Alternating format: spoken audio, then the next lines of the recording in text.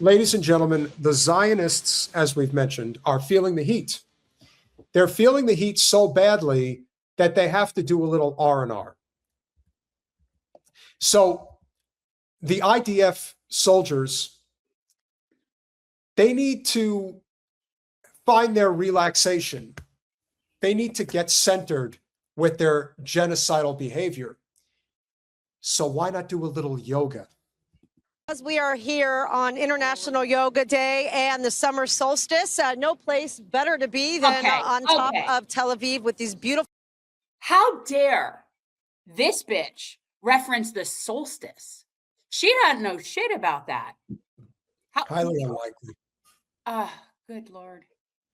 Full views celebrating the fact that we are experiencing a very profound moment here in Israel. Behind me, you see dozens of people that are taking part in a yoga practice as part of a nonprofit called Brothers in Yoga. It's an organization started by a wonderful woman named Netta Margalit, who has dedicated all of her time and energy and resources to bringing somatic healing yoga practices to starting with soldiers who've experienced PTSD, not just PTSD in light of October 7th and the subsequent war, but also soldiers that have been traumatized and suffering from all kinds of issues in combats and other types of fighting situations. My God. Oh my Other God. fighting situations? You know, when you gotta assassinate an infant, it takes a toll on you, doesn't it? This is,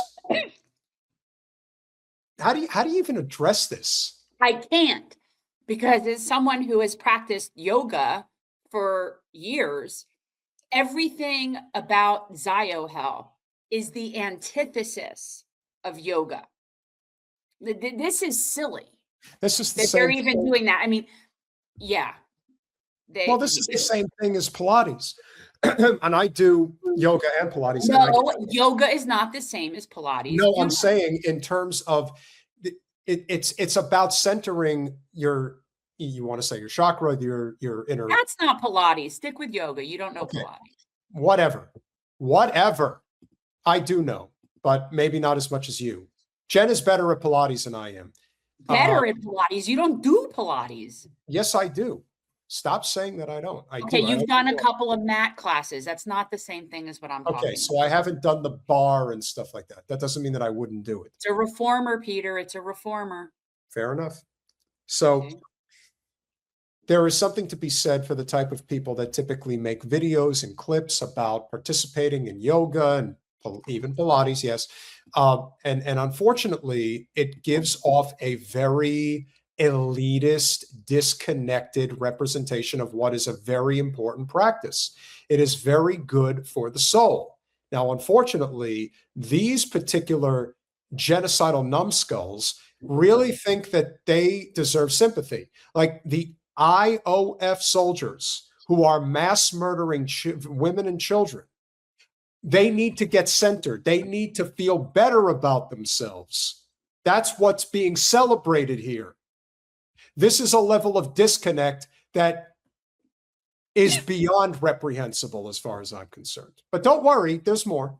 Even before the October 7th massacre, now we're really recognizing and aware of the fact that PTSD is something real that many are going through, not just from combat, not just from October 7th and the war, but also the impact of the world reaction to the war and the situation here in Israel.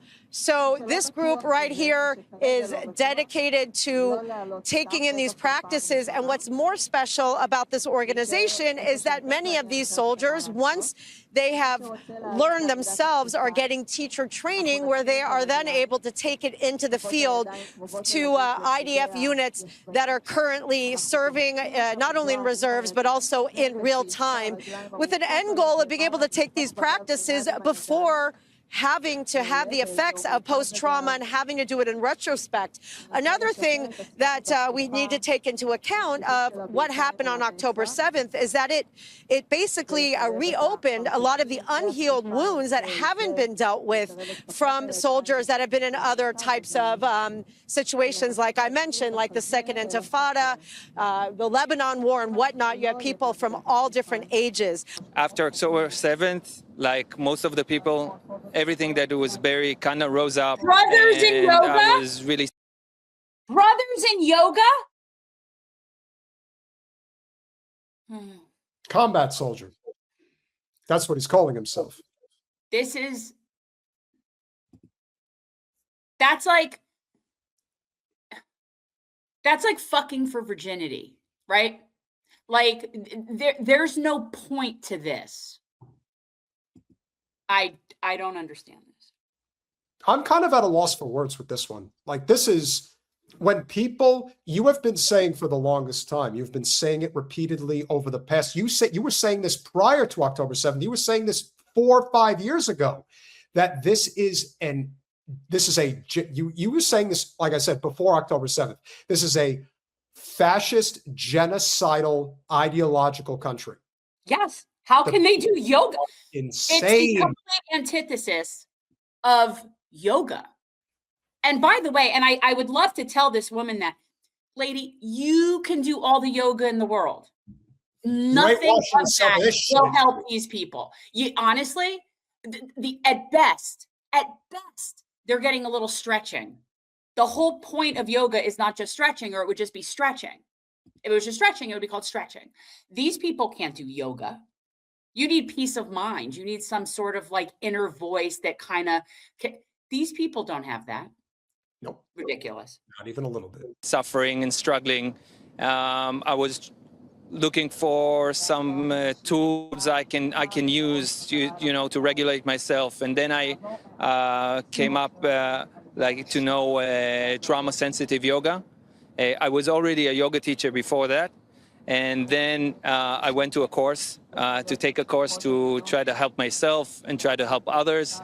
And I remember the time that Netta came in, and it was love at first sight. Like, you could totally see her vision. I totally connected to the way she sees the practice and the possibilities of really helping out, really healing people through yoga. And I began to experience that myself, and in time pass it on to others. Now I do that in the organization and also in the army. So again, what a better way to have an overarching view of the city of Tel Aviv on a day that is so important around the world, in light of the fact that we here in Israel are still going through quite a lot. Being up here makes you forget for a moment, being able to breathe the air. And once again, we can see this group here really getting into the zone, getting into movement, breathing, all of these things that, for those of you that haven't done yoga before, really are so essential. It's not about sweating and necessarily doing a cardiovascular workout. It is about taking that moment to go within, to breathe, and it really, really helps regulate the nervous system. You people don't have a nervous system. That would imply humanity. Yeah, that's sick. So the next time I ever watch that, I want to see a bomb landing on it. I want to see her, look at beautiful Tel Aviv. And I want to see friggin' ballistic missiles going off and them all running for their lives. Yo.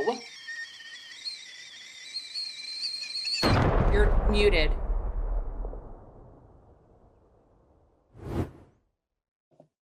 You're muted. We needed a radiometer. You didn't see that? No, I didn't see it. Oh, I see it on, okay. I didn't see it. Sometimes my thing doesn't play. That's weird. I know. I know. I see it on my phone where I have it, but it's not on the computer. Yeah. We're going to juxtapose that piece with something that I was waiting for you to come on here that we could talk about. When you talk about humanity, you talk about centering yourself, you're talking about things that really matter. This matters. Mona Khalil They knew exactly who Mona Khalil was. Was this the woman who was like fighting for the sea turtles? Correct. The environmentalist? Okay, yeah. They knew the bright orange house in Mansouri, South Lebanon. They knew it was not a military site, not a command center, not a battlefield position. It was one of the most recognizable symbols of environmental conservation on Lebanon's southern coast, a sanctuary dedicated to protecting endangered sea turtles and preserving life. Marwa Osman writes about Israel's deliberate targeting of a prominent environmental activist in Lebanon. These are crimes against humanity. And they need trauma yoga sessions. They need an here though, on a positive note, their yoga instructors are psychotic too. So it's kind of like they're not actually even having probably real yoga anyway. So who knows what that is? It's like I don't know. It's like Zio yoga. Colin, pull it up, please. Yeah, this was the woman who had been fighting for years for the sea turtles. They believe that was her organization. What I just saw a picture of her. I saw a picture of her with the turtle. Mona spent her years defending the most vulnerable creatures of the Mediterranean, teaching generations that every life matters, that nature is not a casualty to be discarded, and that humanity has a duty to protect what cannot protect itself. Yet the same orange house that stood as a beacon of conservation became a target for terrorist Israel.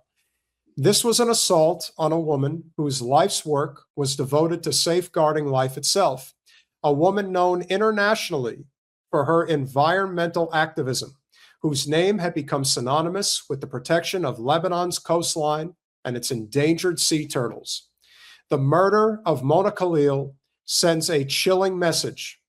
Even those whose only weapon is compassion, whose only mission is preservation, are not spared. Yeah, I saw that. That's what I saw. Yeah, that's what we need to do. We need to kill people that protect turtles, because that's dangerous. We can't have that. Everything they do, everything that they do, it's infuriating. Is to destroy.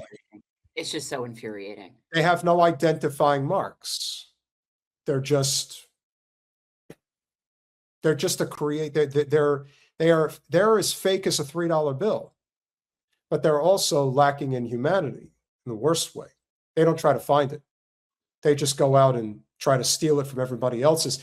In a way, it reminds me of The Thing with, John Carpenter's The Thing from 1982.